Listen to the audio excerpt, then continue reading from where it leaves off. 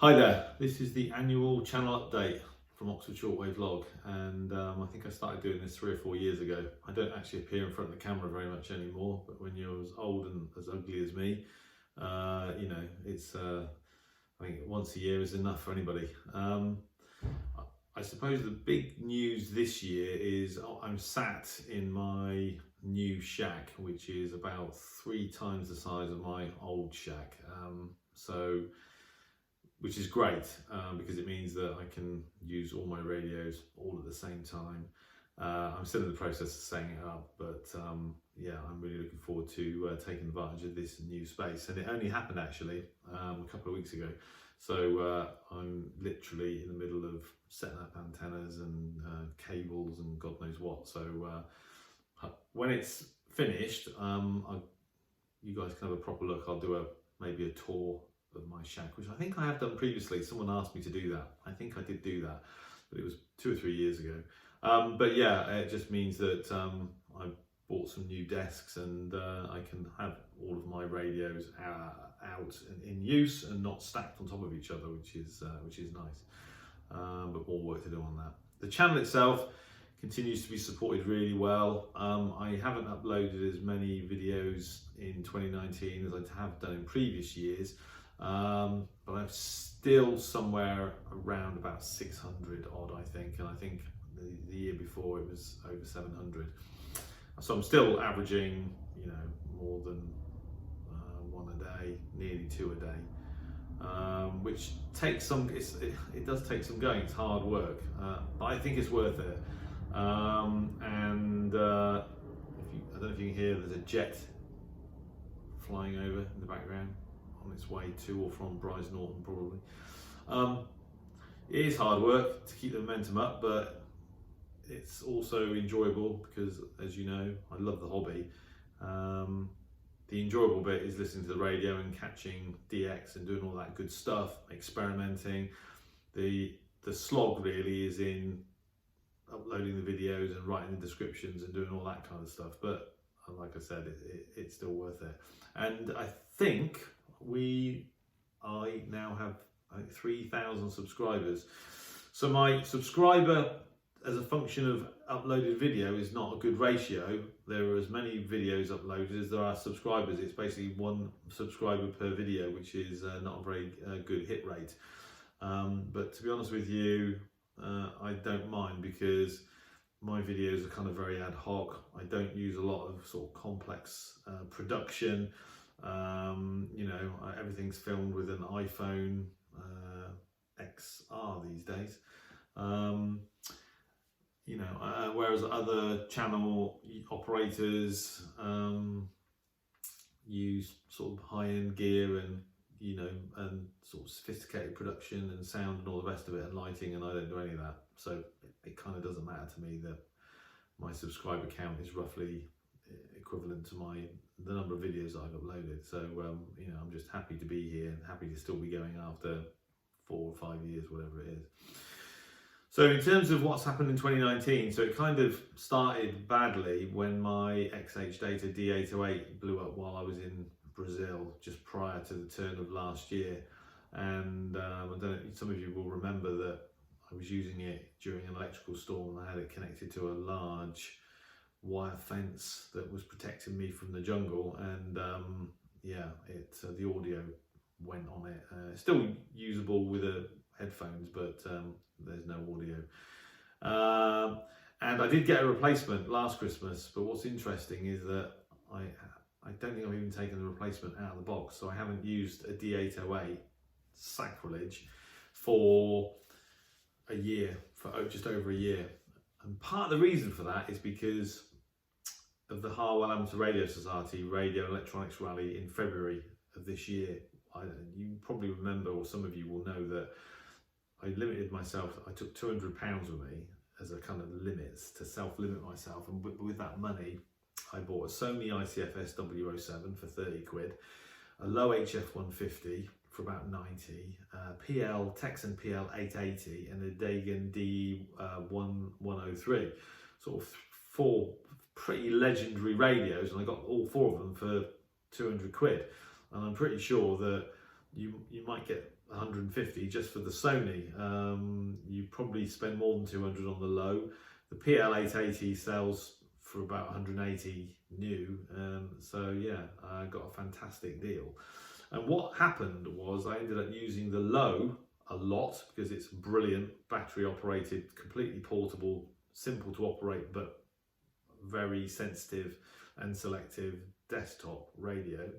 And the Texan PL880, which turned out to be as selective and as sensitive as the Eaton Satellite, which had been my kind of main portable prior to that, but with much better audio and with much better ergonomics. I love the ergonomics of the PL880, and the fact that it performs as well as the Eaton kind of really took me away from the Eaton. It's why I haven't used the Eaton very much, and it's kind of why I didn't ever bother taking the D808 out of its box, because that's basically a rebadged Eaton. They're effectively the same radio. At the moment, the PL880 is my favourite portable by far. And I now kind of understand and realise why Mateus San Diego and other people, B and well Marcos, all own that radio, because it is a superb radio. And I took it to California with me this year, and I took it to Texas, and when I travel next, which is going to be next year, definitely I'll be in the USA, possibly in India and China and various other places. That I think it's probably the radio I'm going to take with me unless something new comes out.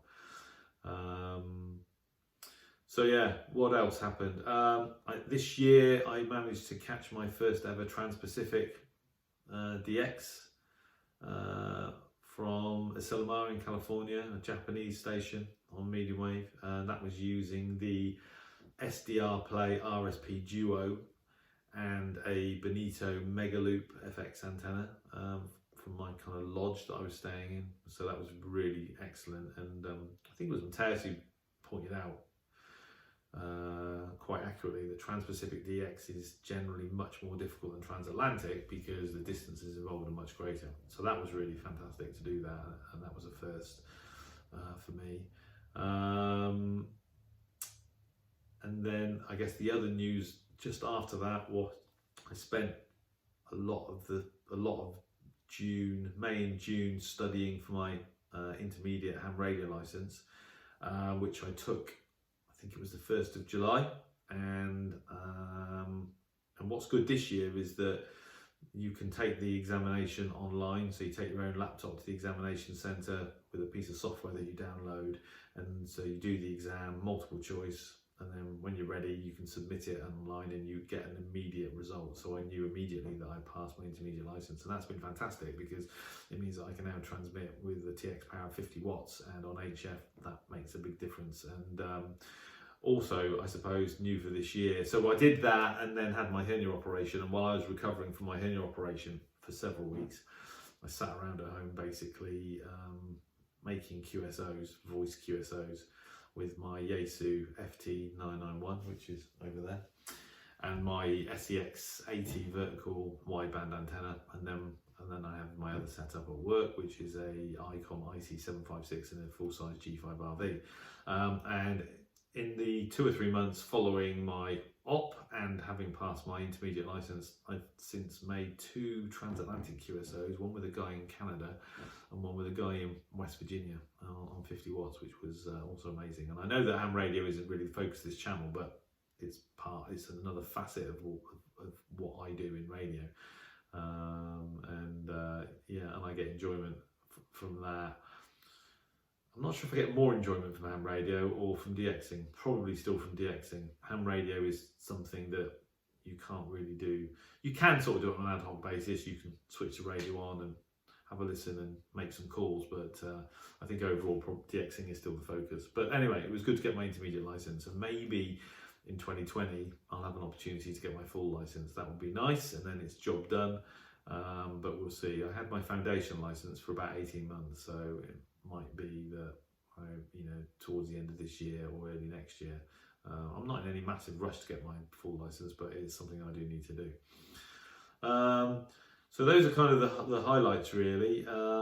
In terms of new radios, there there haven't really been any. I've sold some radios, but I think that was before this year, because I had two Sony ICF 2001Ds, I had two SW55s, I had two SW100s, and in the end I sold the second example of all those radios. I also sold my ICOM IC-R20, my ICOM wideband scanner, because the audio filter was way too wide for any proper DX on HF on shortwave, and then kind of immediately regretted it and bought a Upatero, which turned out to be very good. Not the same kind of build quality, I think, but still a very good scanner.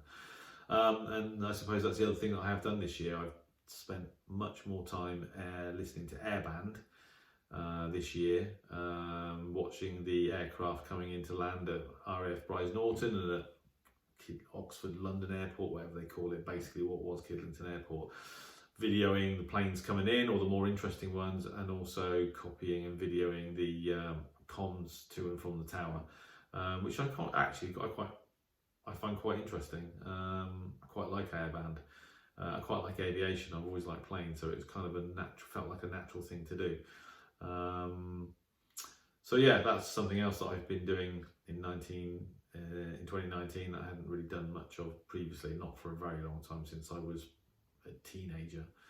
So coming in 2020, apart from the usual travel, one thing I do need to do is I've been fortunate enough to have been given the SDR Play RSP Duo for testing and reviewing, and also now the RSP DX, and this is the new SDR from SDR Play that has a high dynamic range kind of mode that works below 2 megahertz, that enhances sensitivity on medium wave band frequencies, and boy does it. The RSP DX is a superb SDR receiver for medium wave DX.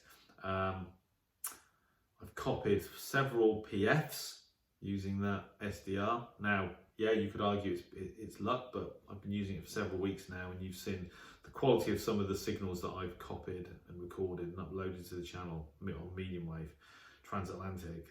Some of the signals I'm hearing on the RSP DX are stronger and clearer.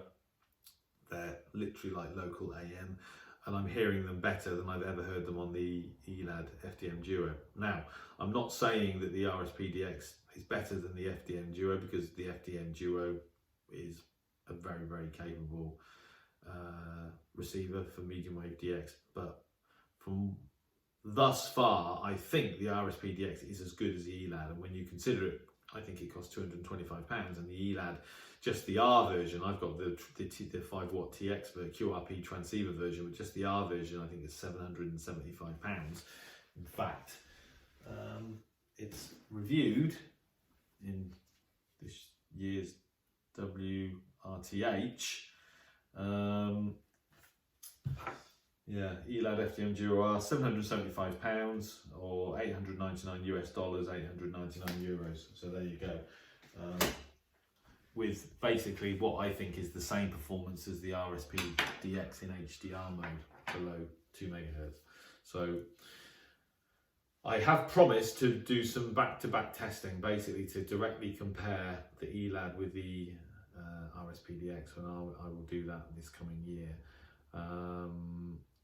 In terms of new receivers, that's a tricky one, because there are purported to be a couple of Texans being released this year, the PL990, and there's another one, is it the HL505? I can't remember. It's quite a big radio, it's got 2 speakers. You guys will have seen the details on it, I've seen it, I just can't remember what serial number or name they've given it. Both the Texans look interesting. The PL990, at least visually, or I suppose the real, in terms of its industrial engineering, its kind of design, to me it looks a bit cheaper than the PL880, which always had a sort of very sort of high quality feel and look in terms of the materials and that they've used in the finish. The PL880 feels and looks like a quality radio in a way that the Eaton satellite kind of doesn't. and certainly in the way that the D808, although a superbly performing radio, doesn't. The PL990 looks, to me at least from pictures, it looks a bit cheaper. It looks more akin to a 680 or 660, but let's see. The really interesting radio potentially being released this year is the new Eton, and I think are they calling it an elite satellite? But according to all the information online so far, it looks just like the original E1, which I did own. I don't own anymore. I sold it to a friend of mine who had asked me to give him the first choice when I decided to sell it. So the Elite Satellite I think is a new radio that I'm really interested in. If it is released this coming year, it's supposed to be. It's on. I think it's listed as it on Universal Radio. But anyway, that one looks interesting. But it's only going to be really interesting if the guts of it are the same and as good as the original E1 with the passband tuning and all the other bells and whistles, super selectivity, sensitivity. The Eton E1 I know, in my experience, because I've used it a bit. I never took it out on DX-peditions because I was always afraid it was too fragile, it was going to break, so I only ever used it at home, which kind of limited what you can do with it. But I did use it back to back with the Sony ICF 2001D, and the E1 is a better receiver than the Sony. So in my book, the Eton E1 was probably the best ever HF shortwave portable, and so for a new version of that to be released, and particularly if they've got the kind of manufacturing, the quality control rights, so the manufacturing yield is such that there's decent quality product coming off the end of the manufacturing line, that'll be a superb radio to own, and I will definitely get my hands on one in the coming year. Otherwise, it's just going to be more of the same. Medium wave DX now in the winter, and then more international DX-peditions and local kind of mini DX-peditions they're going to carry on. I'm going to, as I said, I'm going to carry on with the ham radio stuff and see where that goes. The other thing, some of you would have seen that after a hiatus of about a year, I was asked by the editor of Radio User magazine to write another article on portable DXing on the move. So part one of that, which is basically centered around DXing on foot, has been published in the January 2020 edition of Radio User magazine. Parts 2 and 3, which cover DXing from a vehicle and international DX-peditions. I mean, they're business trips for me, but as you know, I turn them into DX-peditions. Those two parts are coming, I think, in March and May. I think they're going to be staggered every couple of months, but I might be wrong about that because the order and the timing of articles for Radio User magazine do vary from time to time, so it might well be that they're published earlier. Enjoy writing for the Radio User. Georg, the editor, is a top bloke, and he shares our passion for radio. He likes the hardware in the same way that kind of I do. He also has an interest in antennas and some of the stuff that I've done in the past, comparing E-field with magnetic loops in noisy environments, in very quiet environments, out in the woods, etc., etc. So he's a really good guy, and I very much enjoy writing articles for the magazine. So hopefully there'll be a few more of those to come. But other than that, as I said, it's going to take quite a while to get my new shack ship shape. Probably weeks. I've got to figure out where in the garden I'm going to put my. I actually have two Wellbrook loops now, and the Bonito Megaloop FX. So I'm going to see if there's a way of setting up at least two magnetic loops permanently, possibly three. The Bonito Megaloop FX, of course, is what I travel with, so superb antenna for travelling, by the way, if anyone out there is in the market for an antenna that really can deliver results in a very, very noisy environment, that is the one that you should take with you. Use at home or take with you on holiday, on business trips. Superb, simply superb. So that's about it. So there you go. That's where we are at the end of 2019 for Oxford Shortwave Log. As usual, I can't name names because there are 3,000 subscribers now. It'd be impossible, but those of you who take the time to comment on the videos, you know who you are, and you know, I'm just sorry that with so many subscribers it's just impossible for me to properly reciprocate and visit everyone's channel. You know, with work and family and setting up this new place and everything else, it's just becoming more and more difficult for me to visit your channels, but I will try to do so. Well, I always endeavour to do so, but I realise that, you know, some of you guys, I probably haven't clicked on your channels for months, and it's just because it's just so busy, it's so time consuming just keeping up with the videos, etc. But you know, I do still appreciate your comments, appreciate your friendship, appreciate your support. Never imagined we'd get to 3,000 subscribers. You know, I know that there are bigger channels out there. Gilles, you know, he's at whatever 17, 18, 19,000. He's out there, he's disappeared in the distance, but for me it doesn't matter. The enjoyment for me is the hobby and sharing it, and you know, it's always heartening for me to know that you guys, some of you out there, appreciate the videos, take the time to comment. Some of them are useful, some of them are not, some of them are just for entertainment, and you know, I appreciate that very much. So you know, long may it continue. I'm going to carry on for as long as I can anyway. So and that's DXing and ham radio. So that's about it. What can I say except again, thank you very much for the support, and I hope you all had a great Christmas, and I wish you all a very happy new year. Thanks for watching.